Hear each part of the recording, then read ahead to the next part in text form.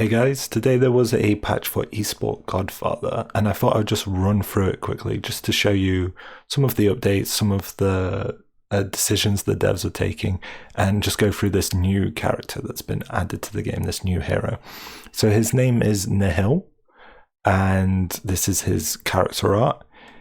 Spectral Swordmaster, his types are Warrior, Physical, and Melee, and he'll be playable in the top, mid, and jungle. His passives are 10 armor, so he just has 10 default armor extra. And he has two weapons, and the weapons he has changes based on his HP percentage. If he's below 60%, it turns into the weapon Azure, and if it's above that, it's the weapon Crimson.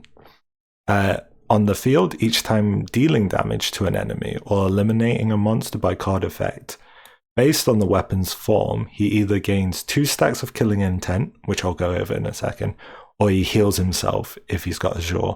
So if he's below 60% HP, you can think of his attacks on field as just healing him, so that's cool to know.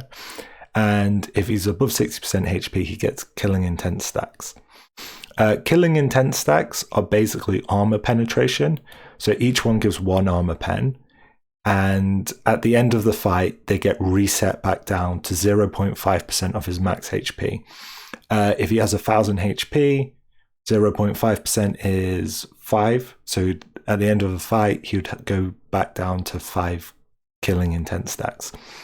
Average HP for a guy like this might be 3000, 4000 mid-game. So he's probably got about 20 armor pen with no extra stacks. And then he gains extra stacks as he does field attacks, and probably a few from his cards as well. He also has another type of stack called Ghost Cloak. He basically gets 1 per round, and that's 10 armor. So after 5 rounds he's maxed out, he'll have 50 armor, just extra. So he kind of is a long fight, not specialist, but he does better in long fights because he stacks armor. He also is a armor penetrator, which is worth keeping in mind. Seems like a really strong jungle from what I saw. So his initiate card is when this card is in hand, add 1 token for each card he's played, remove all tokens at the end of each round, choose an enemy within 1 hero to fight. For each token on this card, cost is reduced by 1, and he gains 3 stacks of, I believe, killing intent when played. So this is a pretty standard initiate card that is getting tokens as he plays cards, and then it will just attack someone in 1 hex, and based on the tokens on the card, he'll get killing intent stacks, as far as I've read it. And it's all heroes within 1 hex of the target, so pretty standard initiate, and it's 3 rounds standard, so pretty standard. This card, Hitentachi, choose a location within 1 hex, and then he attacks all enemy heroes in a fan-shaped area. So you can see the artwork for it. So he's moving here, and he's attacking the heroes, and he also attacks monsters. So this is like Xianqi or Aurelio, or even Zealot has one of these cards, right? Where you're jumping in on the board to a spot, killing a bunch of monsters, and doing a bunch of harass. His other card, Shukuhei, I'm probably mispronouncing it, but whatever.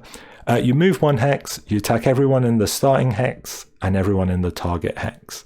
So it's a little cool board harass, and obviously that synergizes with the fact he's getting killing intent from field hits, or he's healing if he's below 60%. His mastery's pretty standard along the line. Always has 5 stacks of killing intent on veteran. If I understand right, at the end of every fight, he would probably get this anyway? Or is it 5? I guess that might be 5 extra stacks on the base amount that he'll always have. Then he gets a branch. On this branch for Master, he either gains 3 stacks of killing intent for each attack hit during fights, or branch 2, in Crimson form, he gains additional a stack of killing intent each time dealing damage to an enemy hero. If I've read that correctly, and it's formatted horribly, I think in a fight, each time he hits someone, he'll get 3, but it's 1 per hero, I assume. And then on the board, he gets 1 killing intent stack for every harass he does. If you're playing around him heavily, the second one's probably stronger. There's another branch at Legend. He gets armor pen increases, so he gets 1.5 armor pen instead of 1 per stack. Or he gets more armor from his ghost cloak, so he would go all the way up to 75 instead of 50.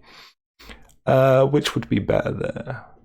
I guess it's whether you're using him in a tanky capacity or a harassing capacity. The first one seems better. Like, I feel like he isn't much of a tank, but until I see him in game, I wouldn't know. Is a third batch unlockable hero. So I think you can only unlock him the third time you unlock heroes. Okay. So you have to go through 4 version updates. Okay, so he's pretty like late game. You won't get him in the first or second league that you play. Okay, so that seems to be all of the hero changes. I've gone and read some of the balance changes and the hero adjustments, and honestly, it's like impossible to parse. The English is really bad. There's not a lot of clarity on it.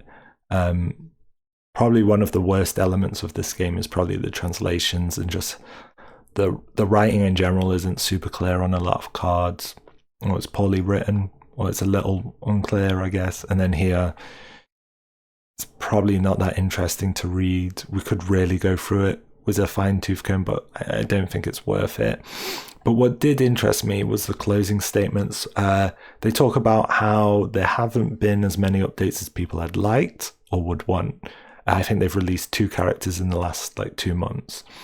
But they're talking about there being a big update in about 2 to 3 months, and that has slowed down the updates they've been able to do so far.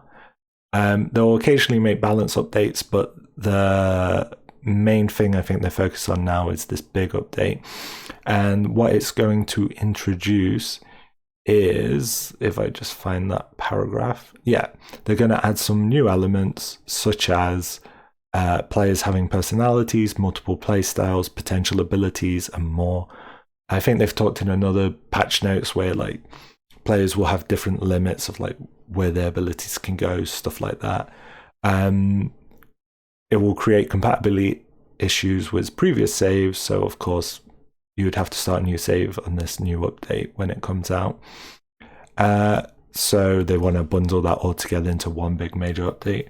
But the stuff they're saying here looks promising. Looks like they're continuing to develop the game, and it's going to have some fairly interesting updates. And I think this new hero looks, fun and interesting, though you'll have to get pretty far into the game before you'll be able to use him. I hope you guys enjoyed this little update, and hope to do more in the future.